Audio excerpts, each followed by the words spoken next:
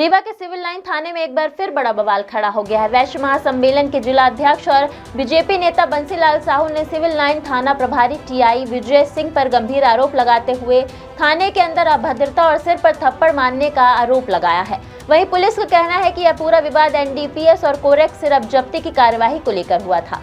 अब इस मामले को लेकर व्यापारी और साहू समाज लामबंद हो गया है और टीआई के निलंबन की मांग को लेकर आईजी ऑफिस तक पैदल मार्च का ऐलान कर दिया गया है। मामले के अनुसार एक गरीब व्यक्ति को झूठे केस में फंसाए जाने की शिकायत लेकर बंसीलाल साहू सिविल लाइन थाने पहुंचे थे। उनका आरोप है कि थाने में मौजूद स्टाफ और सब इंस्पेक्टर ने उनका आवेदन लेने से मना कर दिया और उन्हें बाहर निकाल दिया गया।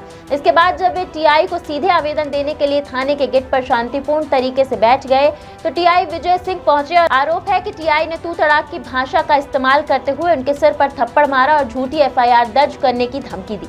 इस घटना का वीडियो भी सोशल मीडिया पर जमकर वायरल हो रहा है, जिसमें टीआई और बंसीलाल साहू के बीच तीखी बहस होती दिखाई दे रही है। इधर पुलिस का कहना है कि सिविल लाइन क्षेत्र में साईं मंदिर के पास संगम आइसक्रीम ठेले के प्रतिबंधित नशीली कोरेक्स सिरप बरामद कर एनडीपीएस एक्ट के तहत कार्यवाही की गई थी। पुलिस के मुताबिक दबाव बनाने के लिए लोग थाने पहुंचे थे और पुलिस किसी भी भीड़ के दबाव में काम नहीं करेगी। दूसरी तरफ जनप्रतिनिधि और व्यापारी वर्ग इस अपमान से बेहद आक्रोशित हैं। वैश्य महासम्मेलन और स्थानीय व्यापारियों ने ऐलान किया है कि विवेकानंद पार्क में एकत्रित होकर एक बड़ा पैदल मार्च निकाला जाएगा और आईजी को ज्ञापन सौंपकर टीआई को तत्काल प्रभाव से निलंबित करने की मांग की जाएगी। आईजी ऑफिस आया है, बड़े ही दुख के साथ कहना पड़ रहा है कि हमें आईजी ऑफिस आना पड़ रहा है।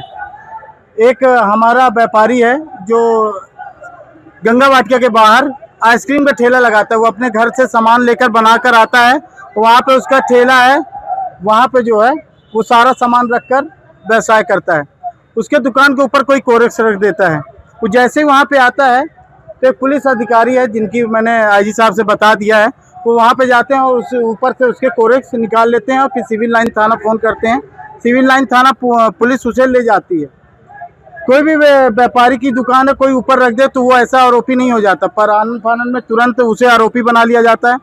इसके बाद जब इस विषय को लेकर हम सिविल लाइन थाना जाते हैं तो टीआई साहब द्वारा ये कहा जाता है कि हम बोले कि सर आवेदन दे दीजिए, जो उसके हमारे पास सबूत है उस पर विचार कर लीजिए, शायद वो बच जाए, क्योंकि 300-400 रुपए की नौकरी करने वाला वो व्यक्ति अगर वो एनडीपीएस में जेल चला गया तो पूरा उसका परिवार खत्म हो जाएगा।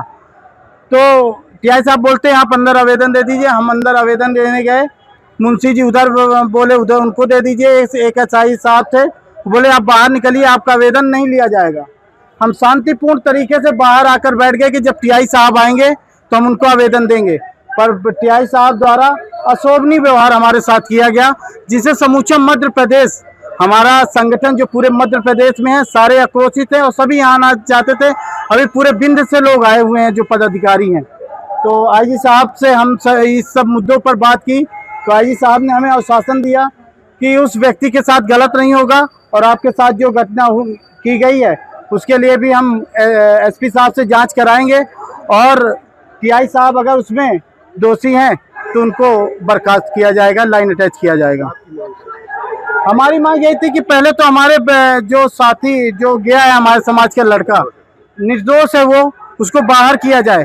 इस तरह तो हमारे भी दुकान है, हम सब व्यापारी हैं, हमारे दुकान पे कोई कोरेक्स रख दिया और आके उठा लिया, हमें आरोपी बना दिया गया है।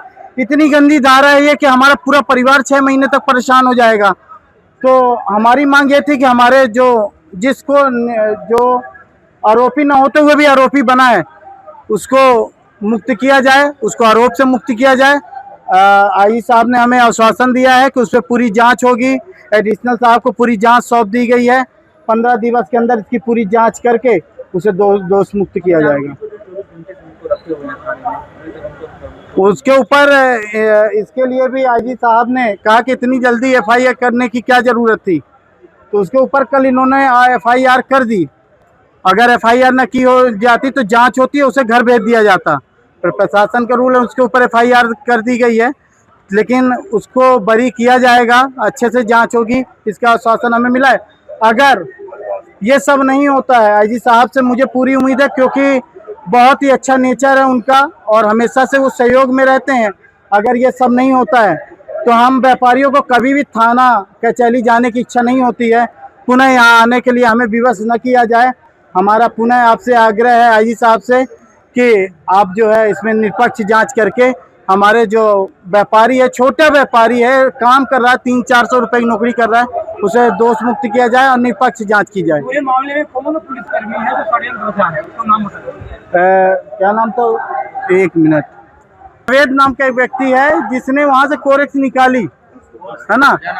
जावेद, कहाँ का रहने वाला है जावेद? जावेद ये शायद गोगर का रहने वाला है और उसकी पूरी गतिविधियां एक बात और है, लगातार प्रशासन से हमारी बात चली जब से ये हमारे साथ घटना हुई, प्रदेश लेवल में आप लोगों के माध्यम से इसको पहुंचाया गया, सभी जगह से हमारे पास फोन आ रहे हैं, पूरे थाने में उसका पूरा काला चिट्ठा है कि ये करता क्या है। फिर भी प्रशासन, हमारा तो आईजी साहब ने कहा है कि हम उस पर भी जांच कराएंगे और वो तो साफ कह रहा था कि मुझे आईजी साहब ने भेजा है, पर अभी कोई ऐसी पुष्टि नहीं हुई कि आईजी साहब ने उससे कहा था। तो आईजी साहब ने आश्वासन दिया है कि उस पर भी हम जांच कराएंगे, आप लोगों के साथ गलत नहीं होगा, इस पर आईजी साहब ने हम सबको आश्वासित किया है और मुझे पूरा विश्वास है कि आईजी साहब हम लोगों की निष्पक्ष जांच करा के और हमें न्याय देंगे। संपूर्ण व्यापारी संघ के समस्त पदाधिकारीगण अभी आए हैं और उन्होंने बताया कि पंकज साहू नाम का एक व्यक्ति है जिसके ऊपर जो अंडे की दुकान चलाता है और उसके ऊपर कोरेक्स की शीशियाँ उसके पास से जब्त हुई हैं, जिस पर उन्होंने संपूर्ण कार्रवाई पर संदिग्धता जताई है। तो उनकी मांग को देखते हुए जो थाना है उससे जांच लेकर एडिशनल एसपी संदीप को सौंप दी गई है और उसमें वो पूरे तथ्यात्मक जांच आएगा, उसके आधार पर निष्कर्ष पर आगे कार्रवाई। ये सारी चीज़ें जो है वो जांच अधिकारी जो है एडिशनल एसपी साहब वो अपने सब जांच में उसको परिलक्षित करेंगे। थाने में गए बोला जा रहा है। हाँ, उसको उसके लिए भी मैंने बोला हुआ है सीएसपी मैडम को कि संपूर्ण जो थाना प्रभारी है उनके जो कृत्य है उसके आधार पर मुझे एक 7 दिन में प्रतिवेदन